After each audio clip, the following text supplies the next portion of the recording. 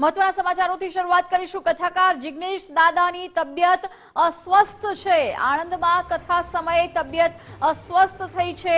તાત્કાલિક ખાનગી હોસ્પિટલમાં તેમને લઈ જવામાં આવ્યા છે। ચેકઅપ બાદ જિગ્નેશ દાદા સ્વસ્થ થતા તેમને રજા આપવામાં આવી। અપૂરતું પાણી પીવાથી તબિયત બગડી હતી। ચેકઅપ બાદ આણંદમાં તેમના નિવાસસ્થાને જિગ્નેશ દાદા પહોંચ્યા છે। આવતીકાલે જિગ્નેશ દાદાની કથા રાબેતા મુજબ રહેશે।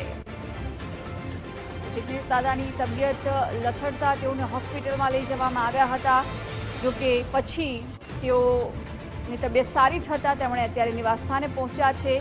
આવતીકાલે તેમની કથા છે તે રાબેતા મુજબ જ રહેશે। કથાકાર જિગ્નેશ દાદાની તબિયત અસ્વસ્થ થતા તેમણે હોસ્પિટલ લઈ જવામાં આવ્યા હતા।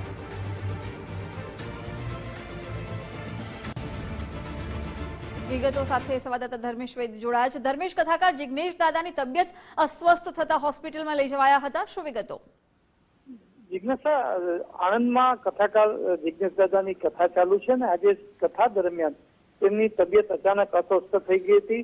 તાત્કાલિક તેમને આણંદની ખાનગી હોસ્પિટલમાં લઈ જવાયેલા છે। ત્યાં તબીબોએ ચેકઅપ પણ કર્યા હતા અને હાલ અત્યારે જે સમાચાર મળી રહ્યા છે, કથાકાર જિગ્નેશ દાદાની તબિયત સંપૂર્ણ સ્વસ્થ છે અને હોસ્પિટલમાંથી રજા પણ આપેલ છે।